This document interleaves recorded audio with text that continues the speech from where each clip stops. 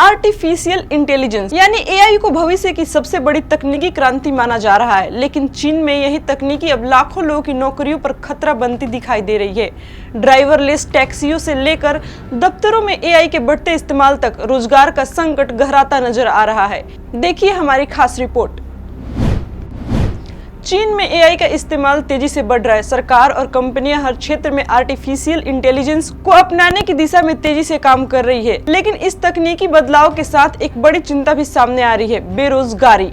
सबसे बड़ा असर परिवहन क्षेत्र में देखने को मिला है, जहां कई शहरों में ड्राइवरलेस यानी बिना ड्राइवर वाली रोबोट टैक्सियां सड़कों पर उतर चुकी है। वुहान शहर में जब ड्राइवरलेस कैब सेवा शुरू हुई तो हजारों टैक्सी ड्राइवरों के सामने रोजगार का संकट खड़ा हो गया। कई ड्राइवरों का कहना था कि उनकी कमाई तेजी से घट गई और कई लोगों को काम छोड़ना पड़ा। हालांकि कुछ समय बाद इन ड्राइवरों को राहत तब मिली जब कई रोबोट टैक्सियां तकनीकी खराबी के कारण अचानक सड़क पर रुक गई। इससे ट्रैफिक जाम की स्थिति बन गई और जांच के लिए पूरी फ्लीट को अस्थायी रूप से हटाना पड़ा। लेकिन चिंता सिर्फ टैक्सी ड्राइवरों तक सीमित नहीं है। अब एआई धीरे धीरे व्हाइट कॉलर नौकरियों में भी इंसानों की जगह लेने लगा है, जैसे data entry, customer service, content processing और कई ऑफिस आधारित काम अब एआई की मदद से किए जा रहे हैं। इस बदलाव ने लाखों कर्मचारियों के भविष्य को लेकर नई चिंता पैदा कर दी है।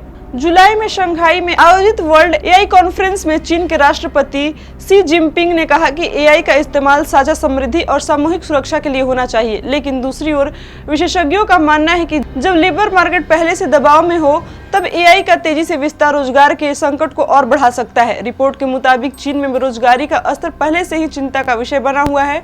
बड़ी संख्या में लोग अस्थायी नौकरियां छोड़कर गिग इकोनॉमी की ओर बढ़ रहे हैं। एक थिंक टैंक के अनुमान के अनुसार इस साल चीन में फ्लेक्सिबल रोजगार करने वालों की संख्या करीब 32 करोड़ तक पहुंच सकती है।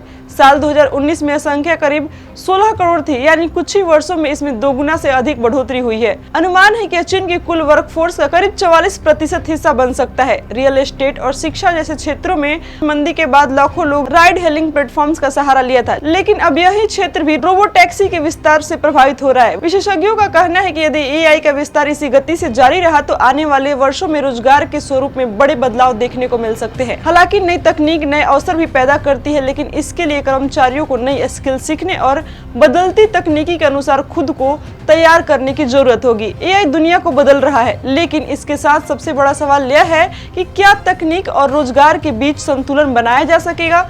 चीन का अनुभव यह दिखाता है कि एआई सिर्फ नई सुविधाएं नहीं बल्कि रोजगार और अर्थव्यवस्था के लिए नई चुनौतियां भी लेकर आ रहा है। तकनीक की रफ्तार लगातार बढ़ रही है, ऐसे में आने वाले समय में सबसे बड़ी चुनौती होगी कि एआई से मिलने वाले फायदों के साथ रोजगार के अवसरों को भी कैसे सुरक्षित रखा जाए।